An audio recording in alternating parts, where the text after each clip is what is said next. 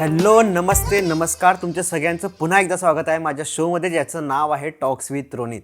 आणि हो, मला माहिती आहे आपला शो हिंदीमध्ये राहायचा, मी मराठीत कसा बोलतोय. बट आपला शो आता मराठीतसुद्धा असणार आहे. आणि आज आपल्या शोमध्ये आले आहेत प्रख्यात किडनी व मूत्ररोगतज्ञ डॉक्टर आशिष छाजेड सर.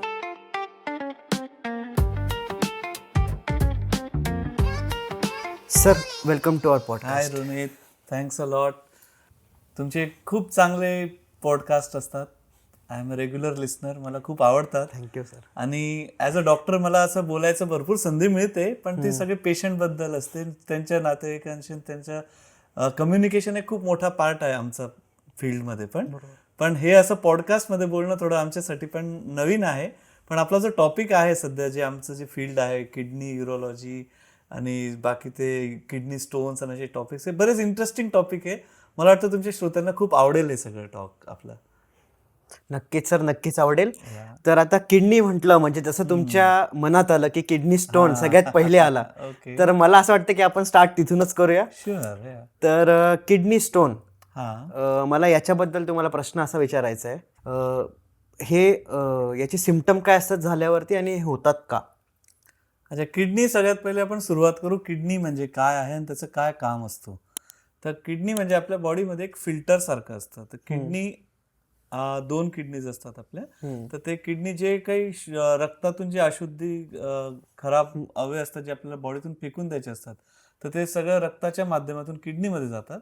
आणि मग किडनीमध्ये या सगळ्या गोष्टी फिल्टर होतात. आणि मग फिल्टर होऊन जे काही चांगल्या गोष्टी असतात ते किडनी परत बॉडीला पाठवून देते. आणि जे सोल्युट्स असतात किंवा जे इम्प्युरिटीज असतात ते युरिनच्या माध्यमातून एक्सक्रीट होऊन जाते. एक्सक्रीट. आणि जेव्हा हे एक्सक्रीट होतात, तर आता हे जे सोल्युट्स असतात, जे किडनी जे युरिन आहे, त्याच्यात असंख्य सोल्युट्स असतात. त्याच्यात कॅल्शियम असतो, युरिक ऍसिड असतो, ऑक्झॅलेट्स असतात, त्याच्यानंतर बाकी बरेच मॅग्नेशियम वगैरे बरेच इम्प्युरिटीज असतात. तर हे जे इम्प्युरिटीजचा जेव्हा इंटरप्ले होतो आणि जेव्हा ते पीएच, एक स्पेसिफिक पीएच मध्ये क्रिस्टलाइज व्हायला लागतात, तेव्हा ते स्टोन्स व्हायची सुरुवात होते. तर किडनीचं स्ट्रक्चर जनरली असं असतं की आपल्या किडनी वरती अशी एक बीन शेपचा ऑर्गन असतो, जो की around 6 centimetre bye 7 centimetre bye 5 centimetre असं काय डायमेन्शन्स असतात त्याचे. आणि त्याचं काम फिल्टरिंग करतं. मग किडनीचं असं जे युरिन फिल्टर करतं ते युरेटर म्हणून एक ऑर्गन असतं, की पाईप असते छोटीशी. तर ते किडनीच्या माध्यमातून ते युरेटर इथून तर आपल्या लिंगाच्या जागेपर्यंत किंवा पोटाच्या खालच्या पार्टपर्यंत त्या पाईपमध्ये ट्रान्सपोर्ट होतं. मग खाली, त्याच्या खाली एक मूत्राशय म्हणून एक मूत्रपिंड असतं, म्हणजे ते ऍक्च्युली स्टोरेज ऑर्गन असतं, त्याला युरिनरी ब्लॅडर म्हणतो. आणि युरिनरी ब्लॅडर मध्ये युरिन स्टोअर होते आणि मग जसं आपल्याला युरिनला सेन्सेशन असेल तसं त्याप्रमाणे आपण जाऊन युरिनेशन करतो. तर ही पूर्ण युरिनरी सिस्टीम आहे. बरोबर. त्याचाच पार्ट म्हणजे स्टोन. आता स्टोन्स म्हणजे कसे, हे जे युरिनमध्ये जे इम्प्युरिटीज असतात त्यात असंख्य असे पार्टिकल्स असतात. त्यात कॅल्शियमचा पार्टिकल असतो, ऑक्झॅलेटचा पार्टिकल असतो, युरिक ऍसिडचे पार्टिकल्स असतात, सिट्रेट्सचे पार्टिकल्स असतात. हे सगळे पार्टिकल्स आपल्या युरिनमध्ये तरंगत असतात. आता जेव्हा एक स्पेसिफिक पीएच येतो आपल्या युरिनमध्ये, की ऍसिडिक किंवा याच्यात जेव्हा पीएच ऍसिडिक होतो, त्यावेळेस आपले हे जे क्रिस्टल्स असतात ते एकमेकांना चिटकायला लागतात. त्याला आपण क्रिस्टलायझेशन म्हणतो. ओके. तर जेव्हा हे क्रिस्टल्स एकमेकांशी चिटकतात, तेव्हा तो एक छोटासा पार्टिकल पहिले तयार होईल आणि मग ओव्हर टाइम ते त्याच्यावरती ग्रोथ होऊन होऊन होऊन होऊन एक प्रॉपर पार्टिकलचं स्टोन तयार होईल. मग स्टोन जो असतो तो आपल्या मल्टिपल लोकेशन मध्ये असतो. जसं मी सांगितलं होतं की किडनीचं जे पार्ट्स आहे, तर किडनी आहे, पाईप आहे, युरेटर आहे आणि ब्लॅडर आहे, आणि मग पेनिस आहे, जिथून युरिन बाहेर निघते. तर हे कुठल्याही पार्टमध्ये स्टोन होऊ शकतो आपल्याला. आणि जिथे जिथे स्टोन असेल त्याप्रमाणे त्याचं सगळं डिस्क्रिप्शन असतं. म्हणजे किडनीचं असेल तर त्याला आपण किडनी स्टोन्स म्हणतो, युरेटर मध्ये असेल तर युरेट्रिक स्टोन्स म्हणतो, ब्लॅडर मध्ये असेल तर मूत्राशय किंवा ब्लॅडर मध्ये स्टोन असं म्हणतो. आता जसं जसं स्टोन असेल तसं तसं त्याचं आपलं सिम्पटम्स पण वेगवेगळे असतात. तर जसे तुम्ही विचारलं की सिम्पटम्स काय असतात, तर जे सगळ्यात प्रमुख सिम्पटम असतो तो असतो पेन. त्याला रिनल अँगल पेन म्हणतो आपण. जसं मी सांगितलं तर किडनीच्या पोझिशन पासून त्या पाईप मध्ये जिथे असेल, तर समजा किडनी मध्ये असेल तर वरती पेन होईल, पाईप मध्ये असेल तर इथपासून तर बेंबीपर्यंत त्याच्या खाली पण जनरली साईडला पेन असतो, आणि ब्लॅडर मध्ये असेल तर खाली पेन होतो. ते सोडून जे बाकी इतर सिम्पटम्स असतात ते असतात लघवीला जळजळ होणे, तिडीक होणे, त्याच्यानंतर वॉमिटिंग होणे, त्याच्यानंतर लघवीत रक्त जाणे.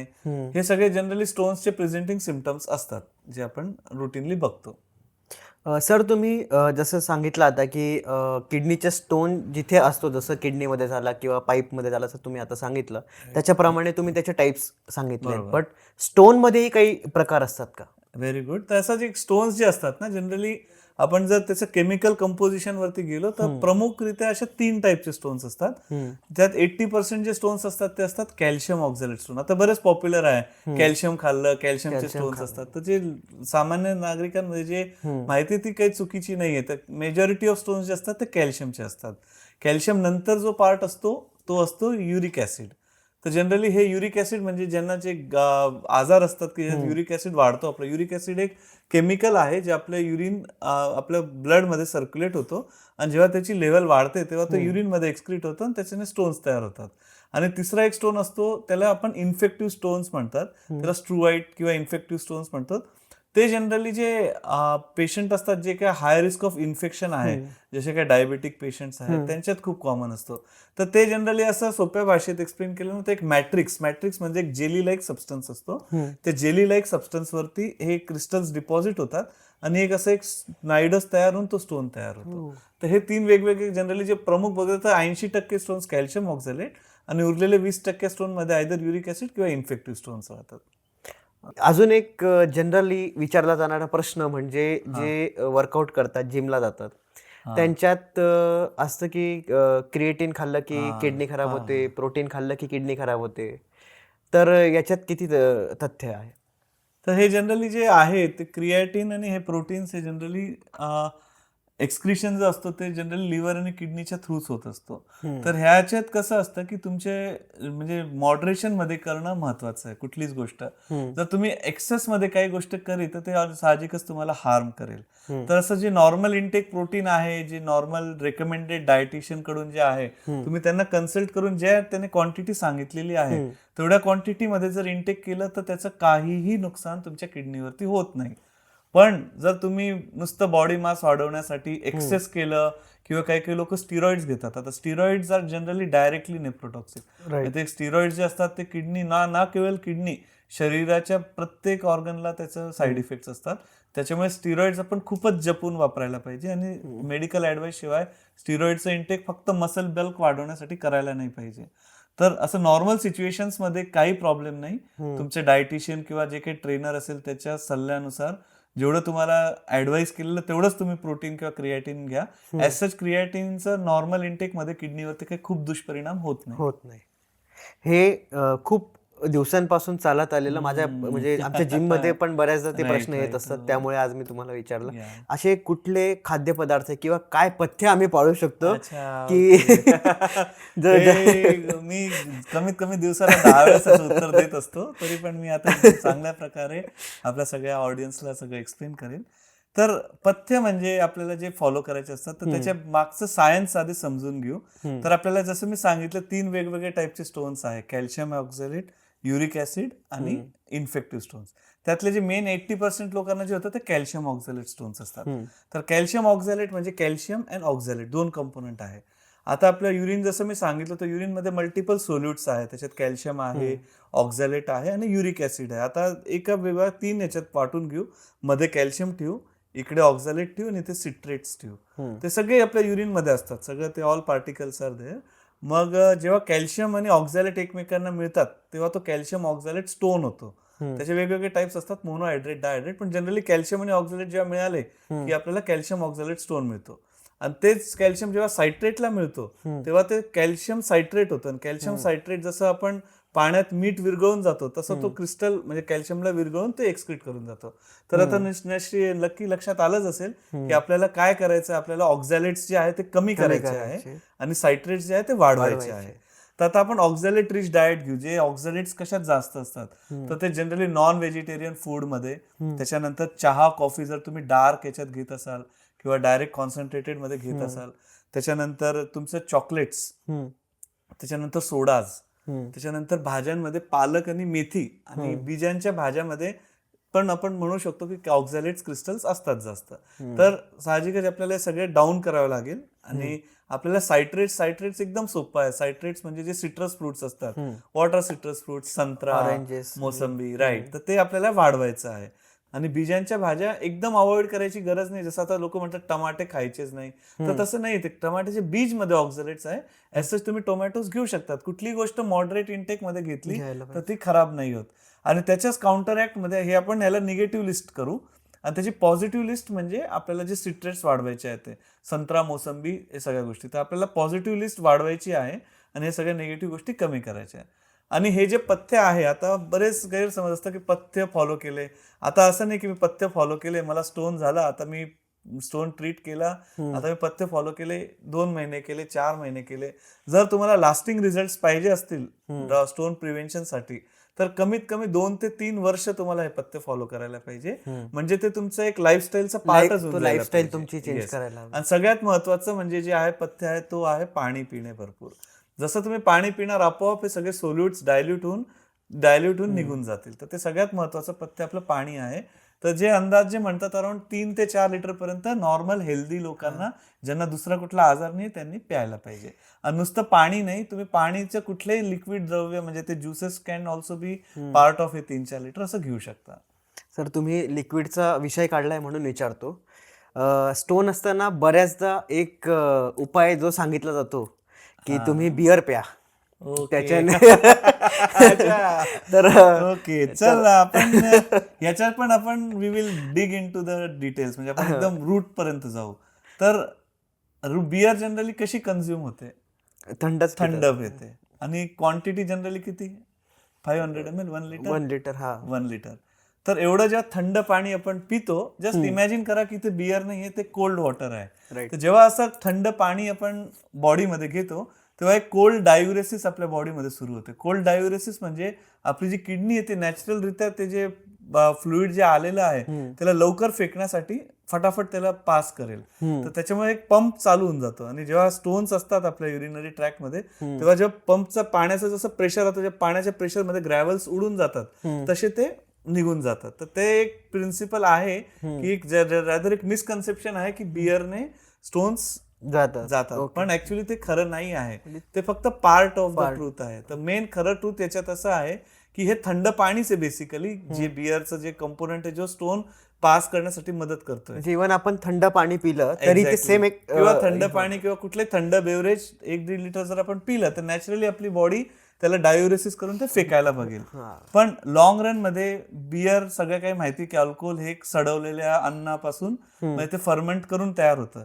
तर कुठल्याही सडवलेल्या किंवा फर्मेंटेड गोष्टीमध्ये नॅचरली ऑक्झॅलेट जास्त असतात. आणि जसं आपण सांगितलं, जे रूट जे मेन फॅक्टर आहे स्टोन होण्यासाठी, तर ते ऑक्झॅलेट्स आहे. तर लॉंग रन मध्ये जसं तुमचं इनटेक वाढेल, तसं ऍडिक्शन तर येणारच, त्याच्यासोबत तुम्हाला स्टोन्सची टेंडन्सी रॅदर वाढून जाईल.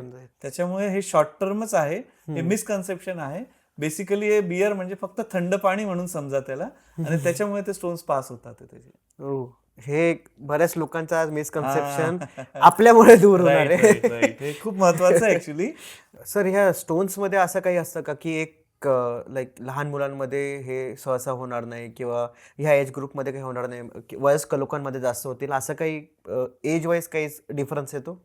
स्टोन्सचं जनरली असं काही एज ग्रुप नाही आहे. तसं आपण जर समजा बघितलं तर जनरली कॉमन जे असतात ते ऍडल्ट एज मध्ये असतात, म्हणजे आफ्टर 20-30 इयर्सचे जनरली कॉमन असतात. त्यात कारण बरेच डायटरी फॅक्टर्स किंवा लाईफस्टाईल फॅक्टर्स पण ऍड होतात.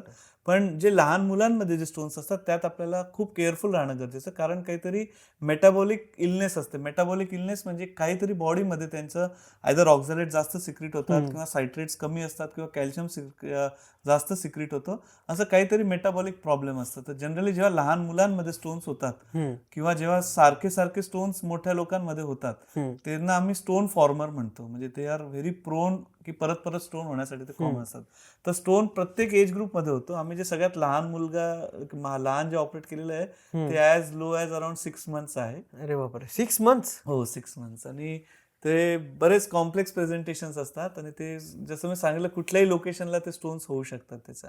पण जे मेन कॉमन एज ग्रुप आहे, तो आपला अराउंड ॲडल्टहूड आहे, 20+. सर, आता आपलं सगळं स्टोन न व्हायसाठी काय काय नाही करायला पाहिजे, काय करायला पाहिजे, सगळं तुम्ही सांगितलं चांगलं.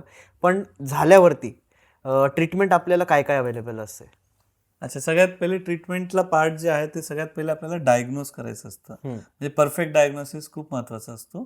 तर त्याच्यात आपल्याला आता जसं मी सांगितलं की किडनी, युरेटर, ब्लॅडर मल्टिपल लेवल्सला स्टोन असू शकतो. त्याची ट्रीटमेंट असते ती प्रत्येक लेवलला वेगवेगळी असते आणि जी साईज असते स्टोन, त्याची लोकेशन असते, त्याच्यावरती सगळं काही डिपेंडंट करतं. तर जनरली आपण मेडिकल आणि सर्जिकल ट्रीटमेंट असे दोन असतात. तर आपण जनरली मेडिसिन ट्रीटमेंट म्हणजे आता स्टोन्स, प्रत्येक स्टोनला ऑपरेशन लागतं असं नाही आहे. तर काही काही स्पेसिफिक स्टोन्स असतात जे की अनइम्पॉर्टंट स्टोन्स असतात. ते म्हणजे असं समजू शकता की आपली किडनी जे आहे त्याच्यात जे पार्ट्स असतात त्याच्यात एक कॅलायसिस असतात, त्यानंतर पेल्विस असतो, मग युरेटर असतो. त्याचे मेन किडनी आणि जे कॅलायसिस असतात आणि युरेटर असतात तो एक हायवे आहे, तिथून युरिनचं स्ट्रीम चालू असतं. जे कॅलिक्स असतात त्याच्यात किरकोळ छोटे छोटे 2 मिलीमीटर, 4 मिलीमीटर, 5 मिलीमीटर असे बरेच लोकांना स्टोन्स असतात. तर ते स्टोन्स तेवढे महत्वाचे नसतात, त्याला जनरली खूप मेजर ट्रीटमेंटची पण काही गरज नसते. आता जी मेन ट्रीटमेंट आहे ते स्टोन्सची जे लोकेशन आहे त्याच्यावरती असते. तर जनरली असं अराउंड 4 to 6 मिलीमीटरचे पर्यंत जे स्टोन्स असतात ते आपण म्हणू शकतो की ते जनरली पास होऊ शकतात. त्यानंतर 7 मिलीमीटर पेक्षा मोठा स्टोन जो असेल, स्पेशली युरेटरमध्ये, तो ऑपरेट करावा लागतो आपल्याला आणि त्याच्यापेक्षा जास्त जे स्टोन्स असतात ते पण ऑपरेट करावे लागतात. आता जर मेडिसिन्सचं मेडिकल मॅनेजमेंट म्हटलं तर स्पेसिफिक काही गोळ्या असतात, जनरली 2 ते 3 कॅटेगरीच्या गोळ्या असतात. ते जे असतात ते आपले युरेटरची मूत्र मार्ग असतो त्याला डायलेट करतं. त्याच्यानंतर डायुरेसिस, जसं सांगितलं की मी जास्त युरिनचं इनटेक म्हणजे जे युरिनचे अमाऊंट आहे ते वाढवतं आणि त्याच्यानंतर तुमचे जे युरिनची अल्कलिनिटी आहे ते वाढवतं. त्याच्यामुळे हे जे युरिनचं जे अल्कलिनिटी आणि डायलेटेशन आणि ह्याच्यामुळे आपलं एक कंड्युसिव्ह वातावरण तयार होतं युरिन स्टोन्स पास होण्यासाठी. तर हे प्रिन्सिपल असतो मेडिकल मॅनेजमेंटसाठी. आता सर्जिकल मॅनेजमेंट प्रमुखरित्या आपण जर बघितले तर जनरली एंडोस्कोपिक ट्रीटमेंट असतात. आता रेव्होल्युशन आलेलं आहे किडनी स्टोनच्या ट्रीटमेंटमध्ये. त्यात बरेच चेंजेस आहे जे की आपण अडॉप्ट केलेले आहेत. त्यातले लेझर टेक्नॉलॉजी आहे जे आपण वापरतो आहे. त्यातल्या पण आता थुलियम फायबर लेझर म्हणून हे सगळ्यात लेटेस्ट टेक्नॉलॉजी आहे जी स्टोन्स वितळण्यासाठी अल्टिमेट आहे. म्हणजे जो बेस्ट लेझर आहे तो थुलियम फायबर लेझर आहे.